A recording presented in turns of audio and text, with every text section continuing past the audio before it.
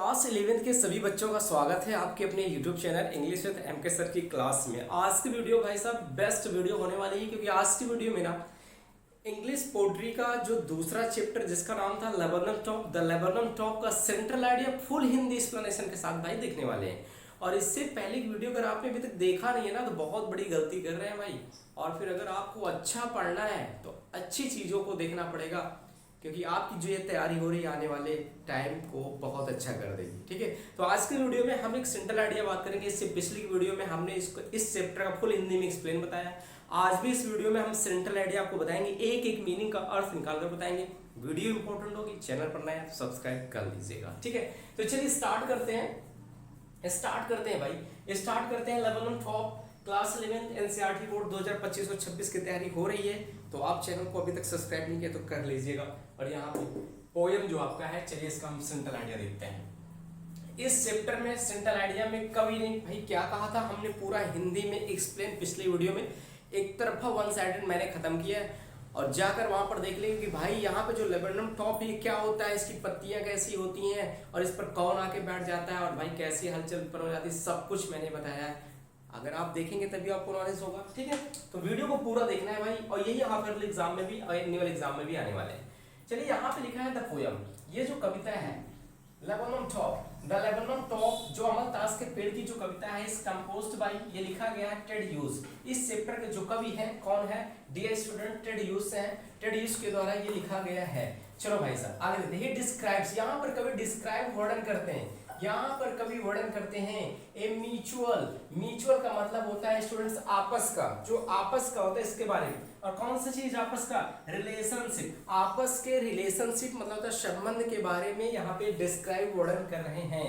Between ए Lebanon top जो अमलतास का पेड़ है उसके बारे में, विच इज लार्ज ब्यूटीफुल, वो बहुत लार्ज है, बड़ा है, ब्यूटीफुल है, लेकिन कह रहा है कि क्वाइट एलोन, लेकिन अकेला है।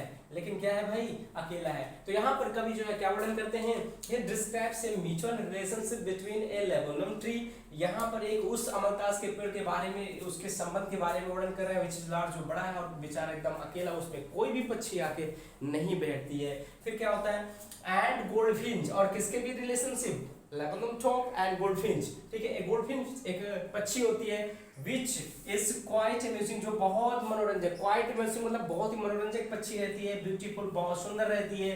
बर्ड विदाउट ए शेल्टर, लेकिन इसका भी यही हाल था, इसका भी कोई निवास स्थान नहीं था।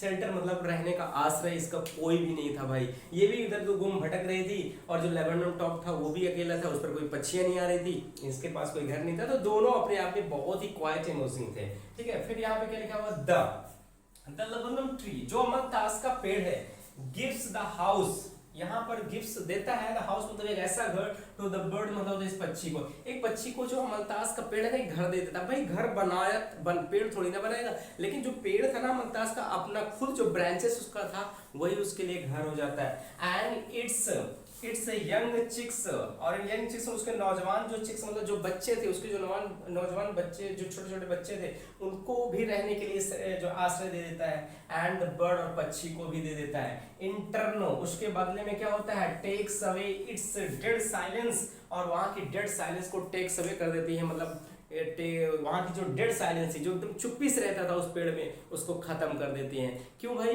क्योंकि जो अमलतास का पेड़ था एकदम शांत पेड़ था, उस पर कोई हलचल नहीं होती थी, लेकिन जो गोल्डफिन पक्षी आई उस पर, तो उसके बच्चे और वो जो है हलचल पैदा कर देते हैं। बस इस प्रकार द पोएट, यहाँ पर जो कवि टेड ह्यूज हैं, इन हियर पोएम, इस कविता में वांट्स टू टेल, ये बताना चाहते हैं, द रीडर, उन रीडर को जो पढ़ने वाले हैं भाई, जो आप पढ़ रहे हैं, हम लोगों को बताना चाहते हैं, the importance of living with each other, कि आपस में रहने का, मिलकर रहने का उसका कितना महत्वपूर्ण होता है।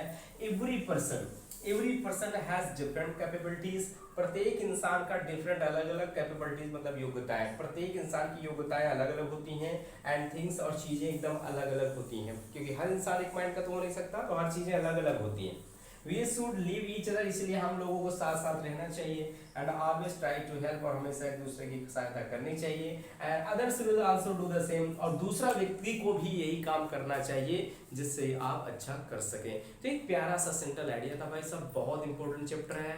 आपने हिंदी एक्सप्लेनेशन नहीं देखा तो जल्दी से जाकर देखें, और आज के इस वीडियो में सेंट्रल आइडिया हो जाता है। ऐसे ही हम बराबर बेहतरीन हर चैप्टर का आपको हिंदी एक्सप्लेनेशन सिखाएंगे, आपको बिल्कुल भी परेशान नहीं होना।